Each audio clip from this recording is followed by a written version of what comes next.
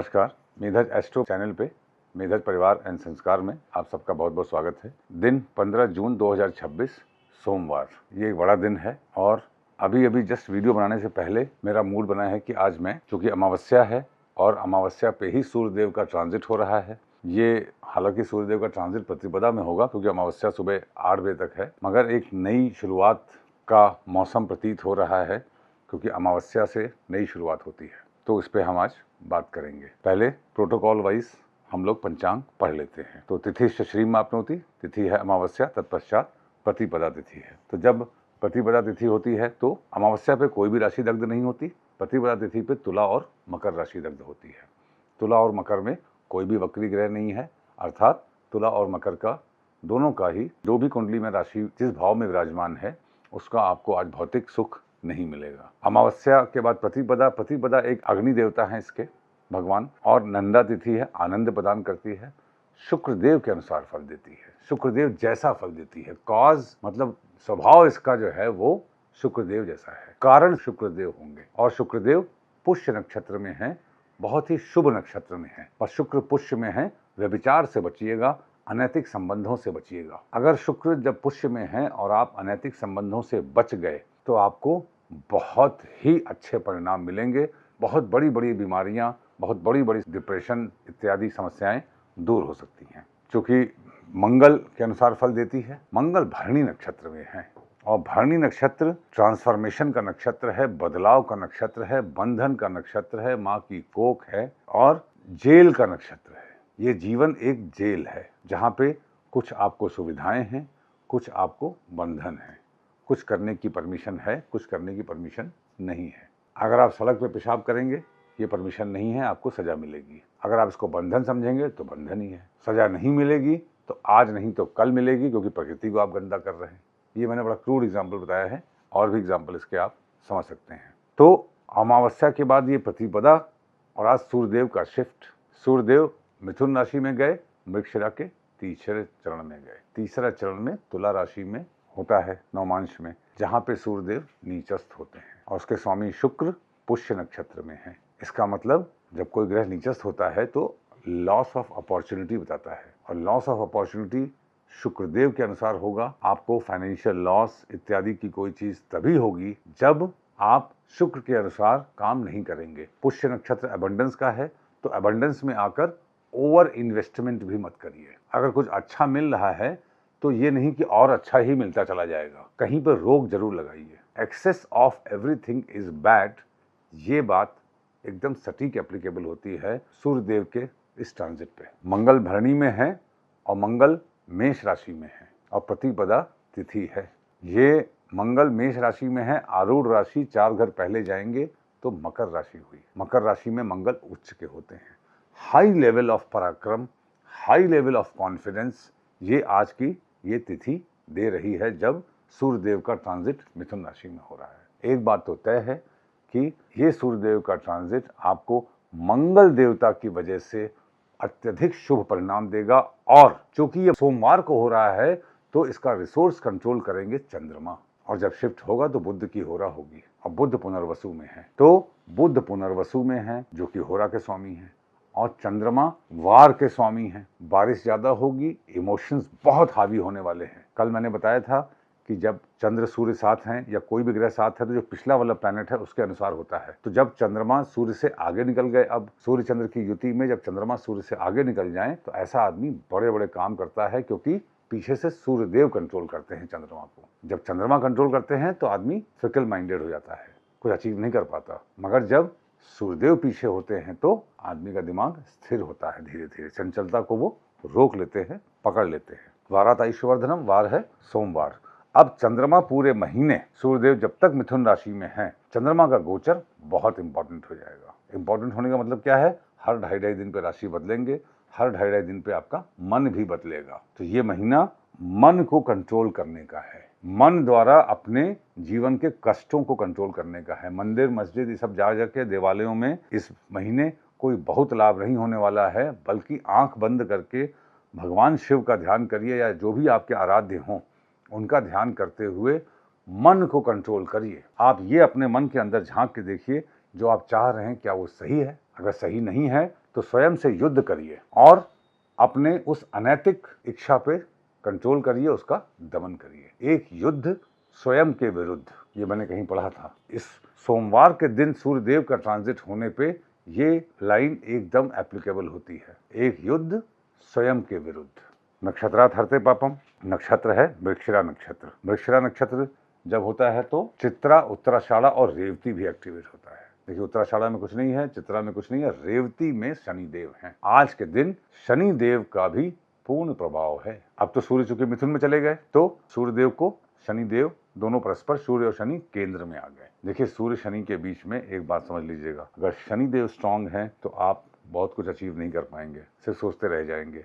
Suryadev strong हैं तो आप बड़े राजयोग को प्राप्त कर सकते हैं। तो सूर्यदेव को स्ट्रांग करिए। और सूर्यदेव को स्ट्रांग कैसे करेंगे? सूर्यदेव को जल देकर, अपने आत्मा का बल महसूस करके, इंटरनलाइज करके। सूर्यदेव को भगवान राम समझिए। राम होना आसान नहीं है, राम मर्यादा पुरुषोत्तम थे। तो आप मर्यादा का पालन करिए। जितना ज्यादा आप मर्यादा का पालन करेंगे, चाहे पर्सनल लाइफ हो, चाहे सोशल लाइफ हो, चाहे आपके संबंध हो, चाहे फाइनेंशियल इच्छाएं हो, चाहे कुछ भी, इस समय आप जितना ज्यादा मर्यादा का पालन करेंगे उतना अच्छा आपको शनिदेव भी राजयोग देंगे और अन्य ग्रह भी राजयोग देंगे। सूर्यदेव चूंकि मिथुन राशि में है, तो अगर हम लोग आरूढ़ राशि देखें तो क्या होगी? आरूढ़ पहले भाव पकड़िए तो भाव कैसे होगा? सूर्यदेव मिथुन में है तो मिथुन के स्वामी बुध मिथुन में ही है। तो यहाँ से पीछे 4 घर जाइए तो मीन राशि। जहाँ पे कुंडली में आपके मीन राशि है, इस सूर्यदेव को जब तक बुध देव मिथुन राशि में है तब तक जहाँ कुंडली में मीन राशि है उस भाव में बैठा जानी है। और सूर्यदेव की मूल त्रिकोण राशि सूर्य से मिथुन से तीसरे भाव में है, मिथुन, कर्क, सिंह, तो वहां से तीसरा भाव तुला। मिथुन राशि का रिजल्ट मिलेगा सूर्यदेव का तुला राशि में सूर्यदेव का बैठना समझकर, और वहां पे सूर्यदेव नीचस्थ हो जाते हैं। नीचस्थ होने का मतलब आपको रिश्तों में अपॉर्चुनिटीज के लिए मेहनत करना पड़ेगा, संघर्ष करना पड़ेगा। सिंपल फॉर्मूला है, उच्च का ग्रह ऑप्शन ज्यादा देता है, नीच का ग्रह संघर्ष ज्यादा करवाता है। दोनों के अपने फायदे हैं, दोनों के अपने नुकसान है। मिथुन राशि में बैठे सूर्यदेव का एक्शन तुला राशि में बैठ के सूर्यदेव लेंगे। इसका मतलब सूर्यदेव कमजोर हैं और ये संकेत अच्छा नहीं है, क्योंकि शनिदेव जब रेवती में है मीन राशि में, तो वो उनका आरूढ़ कहाँ, आरूढ़ राशि कौन सी हुई? उनकी आरूढ़ राशि हुई मीन से उनके कुंभ राशि मूल त्रिकोण 12वें, वहां से 12वें मकर। शनिदेव मकर में बैठ के काम कर रहे हैं और सूर्यदेव तुला में बैठ के काम कर रहे हैं, तो शनिदेव स्ट्रांग हुए। इसका मतलब ये स्थिति कठिन हो सकती है हमारे सर्वाइवल को लेकर। सप्लाई चेन मैनेजमेंट डिस्टर्ब हो सकता है। शनिदेव मीन में रिजल्ट देंगे, वाटर रिलेटेड प्रॉब्लम बढ़ सकती है, युद्ध एस्केलेट हो सकते हैं, आपके अंदर एंजाइटीज, ये सब देखिए परिवर्तन का दौर है, क्योंकि गुरुदेव अतिचारी हैं। बड़ी बात यह है कि शनिदेव मीन में है और गुरुदेव कर्क में है, तो कॉमन राशि मीन है। मीन के आसपास काम है और मीन में कोई सपोर्ट नहीं है। ये सब जितने भी मैं आपको ब्योरा बट्टा समझा रहा हूँ कहानी किससे, पंचांग के थ्रू, ज्योतिष का महत्व, ग्रहों का, वो रिजल्ट ये है कि हमारे आसपास सपोर्ट कम हो रहा है, चाहे सरकार से, चाहे नेताजी से, चाहे आपके परिवार से, चाहे किसी भी रूप में सपोर्ट कम हो रहा है। और आपको इस कम सपोर्ट से, समाप्त होते सपोर्ट से नई शुरुआत करने का दिशा ये गोचर आपको और ये कालखंड दे रहा है। मृगशिरा नक्षत्र है आज। मृगशिरा नक्षत्र सर्च ऑफ लाइट, कस्तूरी कुंडली बसे, मृग झूंडे वन माही। आपको ढूंढना होगा सर्वाइवल के लिए। सकल पदार्थ यही जग माही, कर्महीन नर पावत नहीं। कर्महीन नर को कुछ नहीं मिलेगा। यह है मृगशिरा का संदेश। योगात रोग निवारणम, योग है शूल योग, तत्पश्चात गंड योग। देखिए गंड योग, क्योंकि शूल योग तो सुबह 8 बजे तक है बस। गंड योग मघा नक्षत्र में होता है, कठिन नक्षत्र है। गंड योग मतलब एक आपको सदमा लगेगा, तत्पश्चात आकाशीय कृपा मिलेगी। सदमा कैसा मिलेगा? केतु वहां पे विराजमान है। इसका मतलब आपके पास जो भी कुछ एक्सेस था वो खत्म हो जाएगा, सपोर्ट कम होगा और जो असल है वो रह जाएगा। तो चंद्रमा मृगशिरा में है, सूर्य चंद्र साथ में है, बुध के साथ है, तो कम्युनिकेशन आपके लिए अपने स्वजनों से, पड़ोसियों से, पड़ोसी देशों से, पड़ोसी राज्यों से, मित्रों से, सगे संबंधियों से कम्युनिकेशन बहुत इंपॉर्टेंट हो जाएगा।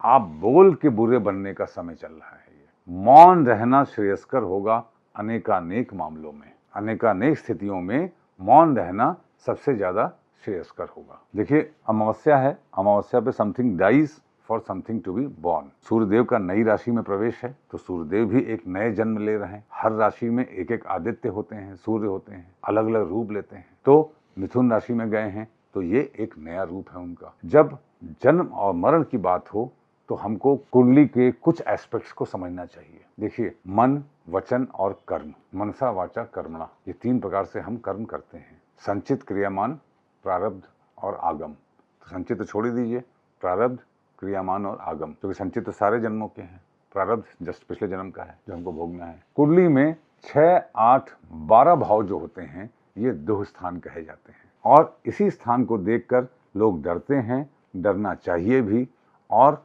डरने से ज़्यादा अच्छा है कि वहाँ के बारे में समझ लीजिए ये है क्या मामला। और अगर आप समझ लेंगे, क्योंकि हर राशि, हर भाव कुछ इंडिकेट कर रहा है, जो इंडिकेट कर रहा है उसको अगर हम समझ लेंगे तो हमारे लिए जीवन आगे आसान होगा। छठा भाव क्या होता है? किसी भी भाव से छठा भाव अपोज करता है उस भाव को। जब आप किसी भी चीज को अपोज करते हैं तो छठा भाव एक्टिवेट हो जाता है। अब this is not always bad. आप बुरी चीज को अपोज करिए तो भी आपको संघर्ष करना पड़ेगा, और डेली रूटीन का होता है। आपके डेली रूटीन में आप सुधार कर लीजिए, छठा भाव सुधर गया। 12वां भाव क्या होता है? जिन चीजों का आपने व्यय कर दिया, आपने अपनी ही जो संचित चीजें हैं उनका व्यय किया, आप पैसे का इन्वेस्टमेंट किया, कर्मों का व्यय किया, एनर्जी का व्यय किया, वो 12वां भाव है। जो सोचा आपने वो 12वां भाव है। 12वां भाव जेल का भी होता है। सोच आपकी 12वां भाव है। जो कर्म किया वो छठा भाव है, और जो आपकी मेंटालिटी है, साइकी है, जो आपकी इंटेंशन है, वो है 8वां भाव। सबसे ज्यादा जरूरी 8वां भाव है, सबसे ज्यादा डेंजरस भाव जिसको मैं कहता हूं। क्यों?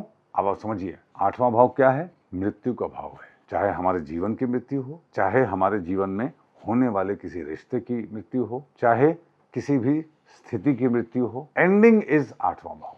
और समझिए किन किन भावों का होता है 8वां भाव? सडन गेन्स का होता है, अनअर्न्ड वेल्थ, जो पैसा आपने कमाया नहीं वो पैसा 8वां भाव है। जैसे इंश्योरेंस, अब जो बताने जा रहा हूं उसको बहुत ध्यान से सुनिएगा। इंश्योरेंस वो पैसा है जो आपने कमाया नहीं, जो आपको मिल गया बस कहीं से, उसके बदले में आपने कुछ दिया और आपको मिला। अब ये सही मिला कि गलत मिला, आपने 10 रुपया लगा के 1000 करोड़ रुपए का इंश्योरेंस ले लिया, या 50 रुपये लगा के 500 रुपये के ले लिया, ये आपकी अपनी बुद्धि विवेक पे है। मगर वो पैसा किसी दूसरे का है, जमीन वो आपने लिखवा ली, आपके यहाँ पे किसी की डेथ हुई, प्रॉपर्टी का बंटवारा हुआ, आपने धोखाधड़ी से कोई जमीन ले ली किसी की, किसी के पैसे ले लिए, वो 8वां भाव है। इलीगल मनी इज 8वां भाव। जैसे ही आप इस एरिया में जाते हैं, और 8वें भाव को निज दोष कहा जाता है। निज दोष का भाव, निज मतलब स्वयं, दोष मतलब पाप।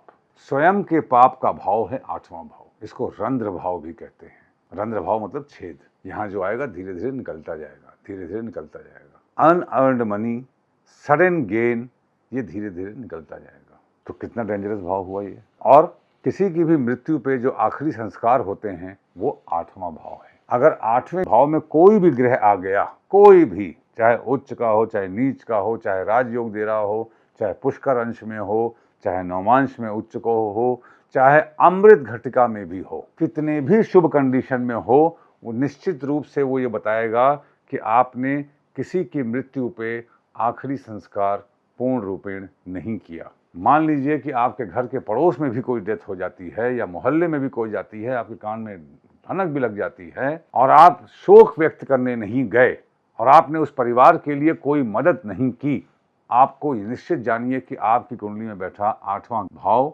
एक्टिवेट हो जाएगा, और ये विनाश का कारण बनेगा। अगर 8वें भाव में केतु हैं तो आप शमशान में जाकर छोटी छोटी चीजों का दान करिए। क्या छोटी छोटी चीजें?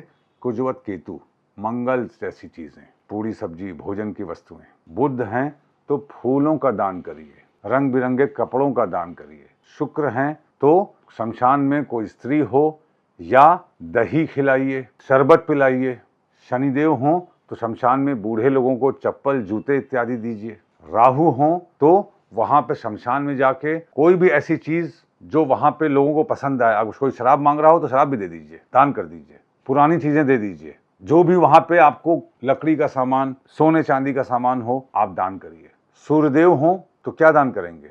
जितनी सामर्थ्य के अनुसार धन हो वो दान करिए। 8वें भाव में बैठा ग्रह आपको तब तक नहीं अच्छे फल देगा जब तक आपने मृत्यु के पश्चात होने वाले अपने न किए हुए कर्म को पूर्ण किया हो। अगर 8वें भाव में किसी ग्रह की दृष्टि भी है तो वो कर्म आपको करना ही होगा। मैंने इस बात को साक्षात इतने इसके अच्छे रिजल्ट्स देखे हैं, जिसको भी मैंने 8वें भाव में देख के ये रेमेडी बताई है उसको तुरंत काम होना उसका शुरू हो गया है। इससे हमको ये भी मालूम होता है कि आपके पड़ोस में या कहीं पे भी कोई मृत्यु हुई हो, आप शोक प्रदान कीजिए, शोक व्यक्त कीजिए, जो वहाँ पे लोग हैं उनको मदद कीजिए। भोजन उनके यहाँ नहीं बनेगा, आप भोजन प्रोवाइड कीजिए या किसी भी प्रकार से उनकी मदद कीजिए। ये इतना बड़ा कर्म है।